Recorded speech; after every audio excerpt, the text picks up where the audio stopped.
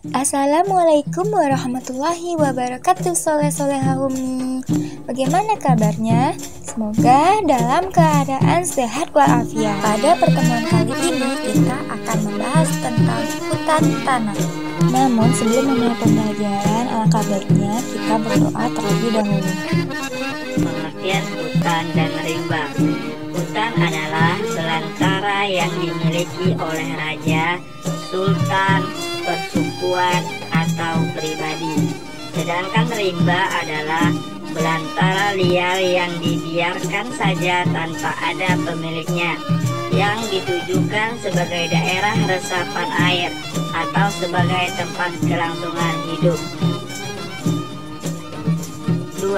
Pengertian tanah dan padang. Tanah adalah lahan yang dimiliki oleh raja, sultan, persukuan, atau pribadi yang digunakan untuk membangun rumah, berkebun, dan bersawah ladang. Sedangkan padang adalah lahan yang tidak dimiliki siapapun. Hutan menghasilkan bahan baku yang sangat berguna antara lain. Yang pertama untuk obat berupa daun-daunan, buah-buahan, akar dan kulit kayu, serta umbi-umbian. Bahan obat yang diambil dari hutan adalah untuk mengobati penyakit yang sudah parah. 2. Damar. Damar adalah getah kayu yang menjadi keras di dalam inti batang kayu yang tumbang sendiri dan bukan batang kayu yang sengaja ditebang. Setelah batang kayu yang tumbang sendiri itu membusuk lapuk, barulah damarnya diambil. Yang ketiga, rotan. Tanaman menjalar yang kuat dan panjang. Rotan kecil digunakan untuk mengikat, sedangkan rotan besar digunakan untuk membuat keranjang dan perabot.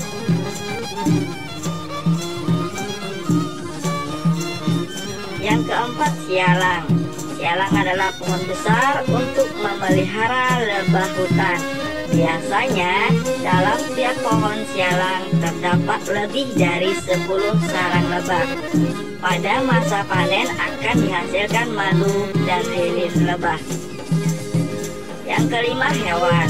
Hewan liar yang ditangkap menggunakan perangkap, jerat, atau ditembak dengan panah, sumpit, dan senapang.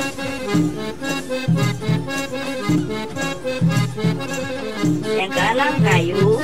Kayu yang ditebang menurut keperluan dan bukan ditebang habis. Bila untuk membangun rumah, maka hanya 3 batang kayu saja yang ditebang. Bila untuk mengharumkan ruangan, seperti batang gaharu dan cendana, maka hanya 1 batang saja yang ditebang. Bila untuk kayu api, biasanya diambil dari kayu yang tumbang sendiri. Sedangkan tanah digarap khusus sesuai keperluan si empunya tanah, antara lain dijadikan yang pertama, rumah. Bidang tanah dengan ukuran sekitar 30 x 20 meter yang cukup untuk membangun rumah dan menanam beberapa batang tanaman buah di sekitar rumah. Yang kedua, kebun. Bidang tanah yang ditujukan untuk menanam tanaman khusus dalam jumlah yang banyak, misalnya kebun lumbia, kebun durian, kebun nanas, kebun jagung, dan kebun semangka. Yang ketiga, sawah. Sawah adalah bidang tanah yang ditujukan untuk menanam padi dengan mengatur tinggi rendahnya jumlah air yang diperlukan padi. Pada masa tanam, padi ditanam di dalam lubang seperti kolam yang kemudian dikeringkan pada masa panen. Yang keempat, ladang. Ladang adalah bidang tanah yang ditujukan untuk menanam padi di lahan yang tidak memiliki sumber air sendiri dan hanya bergantung pada air hujan. Padi ditanam lalu pada lubang yang dibuat menggunakan tugas, yakni tongkat kayu yang ujungnya diruncingkan. Yang kelima, lapangan.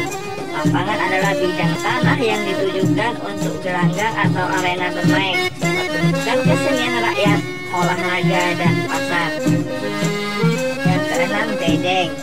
Bedeng yaitu bidang tanah yang diperuntukkan untuk industri membuat kapal, batu bata, senjata, dan alat-alat rumah tangga. Bedeng juga digunakan untuk kegiatan pertambangan seperti tambang emas, tambang pasir, dan tambang batu bara. Demikian pembelajaran kita tentang hutan tanah. Sampai jumpa di pembelajaran selanjutnya. Wassalamualaikum warahmatullahi wabarakatuh.